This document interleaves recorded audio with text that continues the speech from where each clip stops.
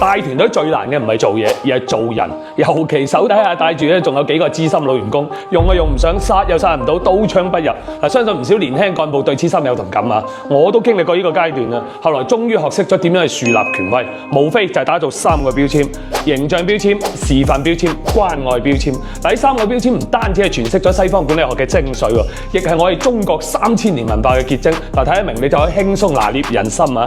先講形象標籤，馬爸爸就有個經典故事啦。2018年咧，佢喺俄羅斯參加會議，主辦方臨時邀請佢上台分享中小企業嘅數字化轉型。當時佢着得好 casual，準備上台之際咧，聽到後台有人細聲講：唔係啩？呢個就係嗰個所謂改變世界嘅人。馬爸爸冇講嘢，轉身翻嚟休息室換咗套中山裝，領口仲夾住個西湖博覽會嘅紀念徽章。上台嘅時候咧，佢指住個徽章講：呢個就係杭州1000萬中小商家嘅信任徽章。今日我代表佢哋嚟同大家分享數字時代嘅生存法則。嗱，你睇下，就像我哋眼中嘅馬爸爸，到咗一個陌生嘅環境，人哋都唔知道佢嘅情況底下，形象細節都好重要。人哋唔會先相信你嘅內容，而係要先相信你似個講得出好內容嘅人。就好似金庸名著裏面嘅武俠，每個 IP 出場必有裝備嘅嗱，郭靖嘅射雕啦，令狐沖嘅佩劍，標誌一出身份自明。同樣嘅例子就係華為任正非啦。2019年面對美國制裁，接受媒體採訪嘅時候，永遠都係深色西裝，胸前夾住個華為 logo 嘅徽章。嗱，佢呢個細節係要全球嘅媒體記住。佢唔單止係一企業家，更加係帶領華為衝鋒嘅指揮家。打造形象唔係虛榮，而係俾人哋快速理解你嘅價值嘅視覺語言。然後就係示範標籤啦。作為 leader，你每次企出嚟，唔單止形象，行動上面都要光芒四射。凱撒將軍就係我哋嘅好榜樣。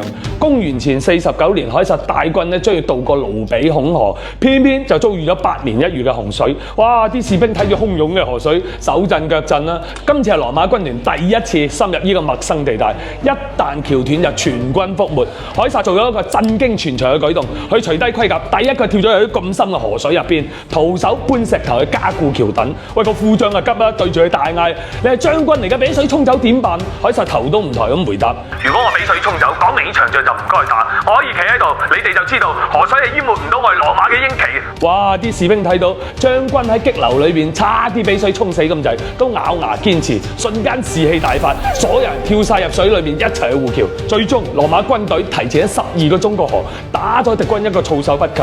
嗱，呢個古仔後來咧就寫入《高盧戰記》嘅，成為咗示範標籤嘅經典。真正嘅權威係喺危險時刻將自己變成榜樣。嗱，近代最經典嘅案例係稻盛和夫拯救日航嘅。2010年日航嘅破產重組，78歲老人家就係零薪酬上任，每日朝早企喺員工通道上面，向每個路過嘅地勤飛行員就鞠躬問好。咁有人關心佢啊，你係董事長唔使咁攰嘅。佢話：如果我唔知道飛機幾點起飛，乘客有咩唔滿意，啲員工憑咩信我可以帶大家重生？14個月之後，日航從破產到盈利1884億日元，稻盛和夫創造咗航空業嘅一個奇蹟。身體力行咁教導我哋，權威係需要示範。嗱，同樣啦，權威亦需要關愛去表達。呢個就係第3個標籤，關愛標籤。你要知道，即使帶領住千軍萬馬，只要有一個人感受到光，你就可以照亮一群人。同大家分享一個潤物細無聲嘅故事。1933年，松下幸之助喺大阪建工廠。咁某一日深夜路過車間咧，佢睇見後生仔小林咧就踎喺個角頭度啃饅頭喎。咁佢走過去問佢：喂，點解唔返屋企食飯？咁小林話：我係住宿舍嘅，飯堂晚黑我冇飯開。第二日，松下就做咗2件事。第一個，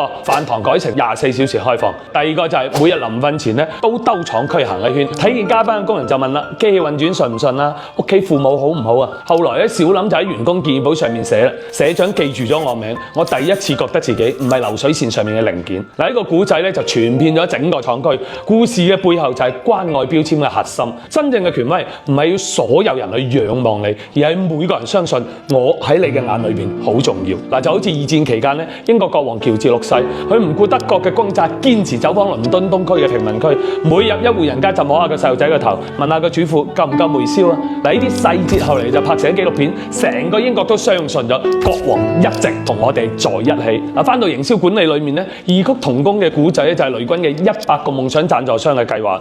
雷總咧就每年都會隨隨機邀請100個小米用戶去總部，親自聽佢哋去吐槽自己嘅產品。臨走嘅時候，每人送一本佢親筆簽名嘅筆記簿。嗱，呢啲用戶翻去之後咧，就全部成為晒小米最鐵嘅自來水，因為佢哋真係感受到創始人係真係認真聽用戶嘅聲音。權威嘅本質係被需要。從凱撒嘅激流築橋到松下嘅深夜問候，呢啲故仔都講明咗一個道理：權威唔係即刻帶嚟嘅苦事，而係用行動俾人哋感受到跟住你係有希望。